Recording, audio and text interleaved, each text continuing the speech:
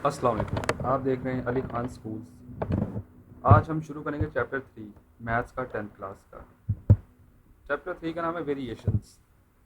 Variations क्या होती हैं ये हम चैप्टर के बीच में देखेंगे, लेकिन शुरू करेंगे हम प्रॉपर डेफिनेशन के साथ, क्योंकि ये मैथ का लेक्चर, इसमें हम सिर्फ डेफिनेशंस और एग्जांपल्स समझेंगे, सवाल जवाब बात की बात करेंगे। पहला टॉपिक है रेशियो, प्रोपोर्शंस एंड वेरिएशंस। अब वेरिएशंस क्या होती हैं, रेशियो क्या होता है, प्रोपोर्शन क्या होता है, वो हम समझेंगे। Ratio, a relation between two quantities of the same kind measured in same unit is called ratio. If A and B are two quantities of the same kind and B is not zero, then the ratio of A and B is written as A ratio B or in fraction A over B. अब ratio एक ऐसी चीज़ है जो कि दो same quantities की होती है। मतलब हम फिजिक्स पढ़ चुके हैं 9th क्लास की, उसी के हमने फिजिकल क्वांटिटी स्टडी की थी। उसमें हमने देखा था कि फिजिकल क्वांटिटीज डिफरेंट टाइप्स की होती हैं, जैसे मास हो गया, टाइम हो गया, वॉल्यूम हो गया, फोर्स हो गया। अब दो फोर्सेस का रेशियो क्या होगा कि एक फोर्स की यूनिट फ़र्ज करें 10 न्यूटन है और एक 5 न्यूटन, तो इनका रेशियो हम ले लेंगे। तो ए यहाँ पे क्या हो जाएगा 10 न्यूटन, बी क्या हो जाएगा 5 न्यूटन, तो ये इन दोनों का रेशियो होगा 10 न्यूटन रेशियो 5 न्यूटन। ये इस तरह लिखेगी, या 10 न्यूटन ओवर 5 न्यूटन, इस तरह। अब उसने हॉकी टीम्स की बात किया। For example, if a hockey team wins 4 games and loses 5, then the ratio of games won to games lost is 4:5 और in fraction 4/5। अब उसने हॉकी टीम्स की विन्स और लॉसेस को उसने कंपेयर किया। अब चूंकि दोनों नंबर हैं, इनका यूनिट कोई नहीं है। क्वांटिटीज़ का यूनिट, ऐसी क्वांटिटीज़ का यूनिट नहीं होता, नंबर्स का यूनिट नहीं होता। जैसे कितने घर, 5 घर। अब घर कोई यूनिट नहीं है, घर क्वांटिटी को डिफाइन कर रहा है, ठीक है। 5 वो क्वांटिटी है। इसी तरह 4 और 5 को उसने रेशियो ले लिया, साथ में यूनिट नहीं दिखा। उसके बाद इंपॉर्टेंट पॉइंट्स को बता रहा है। Remember that the order of the elements in a ratio is important. अब ऑर्डर का क्या मतलब है? ऑर्डर का मतलब है कि तरतीब। जैसे कि उसने कहा कि विन टू लूज रेशियो क्या है 4:5। अब इसको 5:4 नहीं लिख सकते, क्योंकि ये गलत हो जाएगा। यहाँ पे उसने जो मेंशन किया है 4:5, किसी एग्जाम्पल में आप देख सकते हैं। अगर आप इसको 5:4 रखेंगे तो रिजल्ट बिल्कुल ही डिफरेंट होगा। दूसरा point, if in ratio A ratio B the first term A is called antecedent and the second term B is called consequent. अब जिस तरह हम फ्रैक्शन की बात करते हैं कि एक न्यूमरेटर होता है, एक डिनोमिनेटर होता है, उसी तरह इसमें एक एंटीसीडेंट होता है और दूसरा होता है कॉन्सिक्वेंट। ये हम कम यूज़ करेंगे, लेकिन ये डेफिनेशंस की पॉइंट ऑफ व्यू से इंपॉर्टेंट है। और तीसरी बात, रेशियो हैज़ नो यूनिट्स। क्यों? क्योंकि दोनों सेम यूनिट्स होते हैं, वो दोनों कट जाते हैं। अब चूंकि यूनिट्स भी क्वांटिटीज़ ही होती हैं, डिफाइंड की जाती हैं स्पेसिफिक वैल्यूज़ के लिए, तो वो भी कैंसर होंगी और मल्टीप्लाई होने से स्क्वेयर आ जाएगा, ये डिफरेंट उनका होगा। अब एग्जाम्पल पे आ जाए। Example 1, find the ratio of 200 gram to 700 gram. और दूसरा पॉइंट है इसका 1 किलोमीटर टू 600 मीटर। अब ratio of 200 gram to 700 gram का मतलब क्या है? 200 रेशियो 700, जिस तरह उसने लिख दिया है दूसरी लाइन में। उसके बाद 200/700 फ्रैक्शन फॉर्म में लिखा है, 2/7 उसने डिवाइड करके निकाला और 2:7 इसका रिजल्ट है। अब 2:7 is the simplest lowest form of the ratio. मतलब कहने का मकसद है इसकी और फॉर्म्स भी आ सकती थी। मतलब डायरेक्ट वो 200 700 का आंसर नहीं कर सकता, वो 5 की टेबल भी डिवाइड कर सकता था, लेकिन उसने कहा कि ये इसकी सिंपलेस्ट फॉर्म, इससे ज़्यादा डिवाइड नहीं होती। इसके बाद सिर्फ दोनों 1 की टेबल पे ही डिवाइड होते हैं, जिससे डिवाइड करने से कोई फर्क नहीं पड़ता। दूसरा पॉइंट है कि 1 किलोमीटर टू 600 किलोमीटर का रेशियो लें। अब यहाँ पे हम रेशियो नहीं ले सकते डायरेक्टली, क्योंकि दोनों का यूनिट सेम नहीं है। हमें सबसे पहले इनको कन्वर्ट करना होगा सेम यूनिट में। अब उसने सबसे पहली लाइन में लिख दिया है कि ratio of 1 kilometre since 1 kilometre किसके इक्वल है? आपको पता है 1000 metre, kilo is equal to 1000, तो 1 किलोमीटर 1000 मीटर के इक्वल हो गया। उस समय पता लगा कि 1000 और 600 का रेशियो हम लेंगे, तो उसका आंसर क्या आ गया? 5:3। डिवीजन करने से आप कैलकुलेटर पर डायरेक्ट भी कर सकते हैं। ठीक, आगे एग्जाम्पल 2 पे, find A if the ratio A:3, A+3 ratio 7+A and 4:5 are equal. अब उसने कहा है कि A+3 रेशियो 7+A और 4:5 आर इक्वल। इसका क्या मतलब है कि A+3/7+A इज इक्वल टू 4। अब उसने उसको वर्ड प्रॉब्लम्स की तरह डिफाइन किया, जिस तरह हमने पिछली चैप्टर की 2.8 में मेरे ख्याल डिस्कस किया था, वर्ड प्रॉब्लम्स थे। उसी तरह ये भी है, लेकिन अब देखें, A+3 रेशियो 7+A, उसने उसको उस तरह लिखा है। उसने ब्रैकेट नहीं दिए, क्योंकि उसको पता है कि रेशियो से पहले एक रैदर टर्म यूज़ होती है, रेशियो के बाद एक रैदर टर्म है, और रेशियो में दो ही टर्म्स होती हैं। तो A+3 रैदा आ गई, 7+A रैदा आ गई फ्रैक्शन फॉर्म में, इज इक्वल टू 4/5। ये इसने समझा दिया था। उसको हम सॉल्व करेंगे क्रॉस मल्टीप्लिकेशन करके, एक ही टर्म्स को एक साइड पर ले आएंगे, दूसरी कांस्टेंट टर्म्स को एक तरफ लाएंगे तो हमारे पास आंसर आ जाएगा। Third example, if 2 is added in each number of the ratio 3:4 we get a new ratio 5:6। Find the numbers. अब उसने कहा कि दो नंबर्स थे, उनका रेशियो क्या आया था 3:4। हमें नहीं पता उसका नंबर क्या थे। हमने क्या किया, हम ज्यूम करते हैं कि दोनों नंबर्स जो जिन नंबर से डिवाइड मतलब कट रहे थे, जैसे कि फर्स्ट करें 10 और 15 है तो वो 5 के टेबल पर दोनों कटते हैं तो 2:3 आ जाता है उनका। तो हमने क्या किया, 5 को लेट कर लिया एक्स, क्योंकि हमें पता नहीं है यहाँ पे वो कौन सा नंबर है, हमने उसको एक्स लेट कर लिया। तो हमने क्या किया कि चलो नंबर्स 3x और 4x हो जाएंगे जो कि हमें चाहिए। ठीक है, ये हमारे रिजल्टेंट नंबर्स होंगे। ठीक है, उसने कहा कि उनमें हमने क्या ऐड कर दिया 2, न्यूमरेटर में भी डिनोमिनेटर में भी। तो उससे क्या आ गया 3x+2 और 4x+2 हमारे पास आ गया, और वो किसके इक्वल हो गया 5x+2। वो 5/6 के इक्वल आ गया, जो कि उसने इस फॉर्म में लिख दिया है। उसके बाद 6 उसको उसने क्रॉस मल्टीप्लाई करके x की टर्म्स को एक तरफ किया, कांस्टेंट टर्म्स को एक तरफ किया, तो उसमें x की वैल्यू हो गई। लेकिन यहाँ पे सवाल ख़त्म नहीं होता, क्योंकि x की वैल्यू निकालना हमारा मकसद नहीं था, क्योंकि सवाल में तो x उसने दिया ही नहीं था। हमने तो निकालना था कि वो नंबर्स कौन से हैं जिनका रेशियो 3:4 है, तो वो हैं 3x और 4x। तो वो हम निकालेंगे किस तरह, उनकी वैल्यूज 3 को x से मल्टीप्लाई किया, आपके पास 3 आ गया, 4 को x से मल्टीप्लाई किया 4 आ गया। x की वैल्यू 1 आई थी, इसलिए 3 और 4 ही वो नंबर्स थे। वैसे आपने चेक करना है तो आप दोबारा 3 में 2 ऐड करें, 4 में 2 ऐड करें, इनका रेशियो लें तो वो 5/6 ही आता है। चेक करना लाजमी होता है, क्योंकि बोर्ड में हमारे पास टाइम कम होता है और हमें पता होना चाहिए। Find the ratio of 3a+4b 5a+7b if a और b, if a ratio b इतना। अब उसने हमें कह दिया कि हमें a और b का रेशियो पता है, लेकिन हमें 3a+4b और 5a+7b का रेशियो नहीं पता। हम क्या करेंगे, हम न्यूमरेटर और डिनोमिनेटर को डिवाइड कर देंगे किसी एक कांस्टेंट से, वेरिएबल से, सॉरी, जो हमें नहीं पता। हमने b से डिवाइड कर दिया, उसको क्या हुआ, उससे फ़ायदा क्या हुआ हमें कि हमारे पास a और b की फॉर्म बन रही थी, और b तो कैंसिल हो गए सिंपल। तो इसका मतलब है कि 3 × a और b+4 और 5 × a और b+7 हमारे पास आएंगे। इनको आगे हमने सॉल्व किया, a और b की, a रेशियो b की वैल्यू हमें पता थी, चूँकि 5 और रेशियो 8 है, तो वो हमने पुट की, उससे हमारे पास आंसर आ गया। क्या आ गया 47/81। अब आता है दूसरा टॉपिक प्रोपोर्शन का। Proportion is a statement which is expressed as equivalence of two ratios. If two ratios A and B and C and D are equal, then we can write ये A/B is equal to C/D। अब proportion की खास बात यह है कि जो left side पे क्वांटिटीज हैं और राइट साइड पे क्वांटिटीज हैं, इनके यूनिट डिफरेंट हैं, लेकिन हमने इनको इक्वेट कर दिया रेशियो की मदद से। Where quantities A and D are called extremes and B and C are called means। अब जो दो रेड में उन्होंने बताई हुई हैं क्वांटिटीज A और D, ये इनको कहते हैं एक्सट्रीम्स, और B और C इनको कहते हैं मीन्स। हमने सिंपल हार्मोनिक मोशन में भी देखा था कि जो मिड पॉइंट था उसको मीन का पॉइंट कहता था, और जो साइड की दो पोजीशन थी उनको एक्सट्रीम कहता था। अगर वहाँ पर भी हमें दो मीन पोजीशंस होती तो हम उनको मीन्स कहते। तो B and C are means and A and D are extremes. Extremes होते हैं जो हदूद पे होती हैं, मीन्स होती हैं जो सेंटर में होती हैं। ठीक है, symbolically the proportion of A, B, C and D is written as A/B ratio C/D। या आप इक्वालिटी की जगह आप बस दो रेशियोज के साइन डालते हैं, उसका प्रोपोर्शन का साइन कहते हैं। और A और B is equal to C/D, और उससे उसने एक नया फार्मूला निकाला है AD is equal to BC। यानी कि अगर आप लफ्ज़ों में इसको लिखें तो product of extremes is equal to product of means. ठीक है, ये एक बहुत इंपॉर्टेंट फार्मूला है और इससे आपके सारे प्रोपोर्शन के तकरीबन सवाल सॉल्व हो जाती है। ठीक है, अब उसने कहा find x if 60 metre ratio 90 metre ratio double ratio 20 kg ratio x kg। ठीक है, अब देखा हमने लेफ्ट साइड पे आपकी डिफरेंट क्वांटिटीज, राइट साइड पे डिफरेंट क्वांटिटीज, इनको हम इक्वेट कर देंगे क्योंकि हमें पता है कि ये प्रोपोर्शन में है। उसके बाद हम सिंपल प्रोडक्ट ऑफ मीन्स और प्रोडक्ट ऑफ एक्सट्रीम्स को इक्वल करके एक फार्मूला जो हमने अभी ऊपर ही लिखा हुआ है वो यूज़ करते हुए सॉल्व करेंगे। आगे आ जाओ, प्रोडक्ट ऑफ एक्सट्रीम्स क्या आ गया 60x, और प्रोडक्ट ऑफ मीन्स आ गया ये। अब x की वैल्यू आप फाइंड कर सकते हैं by simple algebra. Find the cost of इतने kilogram sugar if 7 kilogram sugar cost 560 rupees. अब उसने कहा है कि हमें 15 किलोग्राम की शुगर की कीमत बताएं। हमें पता किसकी है 7 किलोग्राम शुगर की। अब ये प्रोपोर्शन का सवाल है। ठीक है, हम क्या करते हैं कि हम लेट कर लेते हैं कि हमें जो 15 किलोग्राम ऑफ शुगर का रुपीज़ की वैल्यू नहीं पता, वो कितनी की आ गई x रुपीज़ की आ गई। Then in proportion form 15:7 is double ratio x/560।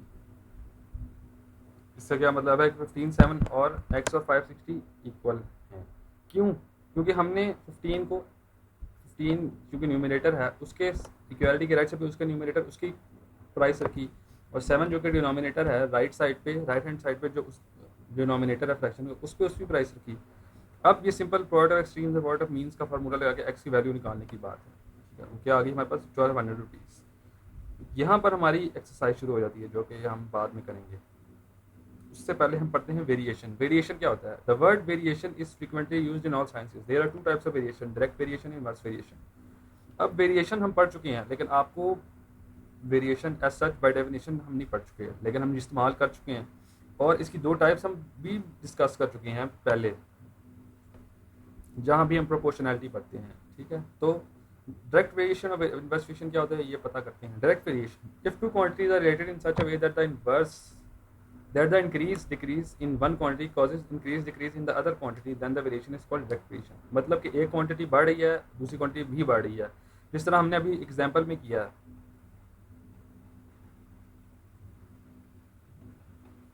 Example में हमने क्या किया था कि हमारे पास 15 किलोग्राम की प्राइस निकालनी थी और 7 किलोग्राम की हमारे पास थी। अब 15 किलोग्राम कितनी आई? 1200 रुपये। 7 किलोग्राम की कितनी आई? 560। इसका मतलब है कि शुगर की क्वांटिटी बढ़ी तो प्राइस बढ़ी, तो ये दोनों एक दूसरे के डायरेक्टली प्रोपोर्शनल है, क्वांटिटी और प्राइस। ये डायरेक्ट वेरिएशन की एग्जांपल है, ठीक है। In other words, if a quantity y varies directly with regard to a quantity x, ये इसकी प्रॉपर डेफिनेशन है, साइंटिफिक या मैथमेटिकल डेफिनेशन कह सकते हैं। We say that y is directly proportional to x and is written as y proportional to x और y is equal to kx। अब जहाँ भी प्रोपोर्शनैलिटी आती है वहाँ पे हम उसको खत्म करके कांस्टेंट लगा देते हैं और इक्वालिटी का साइन डाल देते हैं, और वो कांस्टेंट उसी डेफिनेशन से वो डिफाइन होता है। मतलब कि y is proportional to x, इसका मतलब है कि y को इज इक्वल टू kx हम देख सकते हैं, और k की वैल्यू हमने निकाल ली, वो कि y और x का फ्रैक्शन है या डिवीजन क्या है, रेशियो भी कह सकते हैं। रेशियो की टर्म बहुत कॉमनली गलत जगह पे इस्तेमाल होती है, जबकि रेशियो की ये बेसिक वो होती है कि बेसिक डेफिनेशन ये है कि वो सेम क्वांटिटीज होती हैं। The sign proportionality is read as varies as and is called the sign of proportionality or variation, while k not equal to 0 is known as constant of variation। For example, faster the speed of car, longer the distance it cover। अब उसने बड़ी अच्छी example दी speed की और distance की, और हमें speed का फॉर्मूला भी पता है, v is equal to d over t. इसका मतलब है कि speed is equal to distance keeping time constant, ठीक है, क्योंकि टी ही वहाँ पे कांस्टेंट था, तो हमने उसको टी को कांस्टेंट के तौर पे इस्तेमाल कर लिया।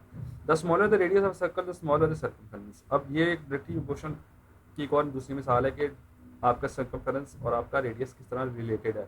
सर्कमफेरेंस का फॉर्मूला आपको याद होगा, सी इज इक्वल टू 2πr। इसमें भी 2π कांस्टेंट है, और हम कह सकते हैं कि C is directly proportional to R. Find the relation. अब एग्जांपल आ गई। Find the relation between distance d of a body falling from rest varies directly as a square of the time neglecting air resistance. Find k if d is equal to इतना और t is equal to, also derive a relation between d and t।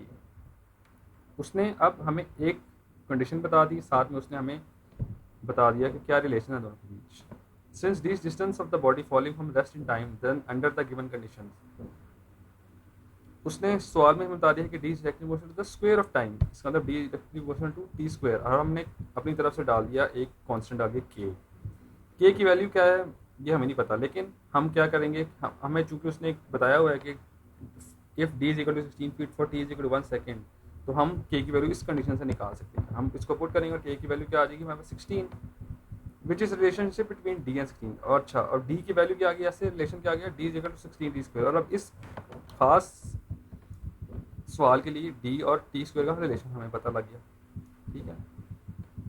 अब ये activity है, ये भी आप देख सकते हैं। Example, if y varies directly as x, find the equation connecting x and y, the constant variation of k, the relation between x and y, x is equal to 7, y is equal to this. अब चूंकि उसने बताया है कि y is directly proportional to x, इसका मतलब हम constant डाल सकते हैं, और y और x की एक कंडीशन की वैल्यू भी दी है, इससे हम k की वैल्यू भी फाइंड कर सकते हैं।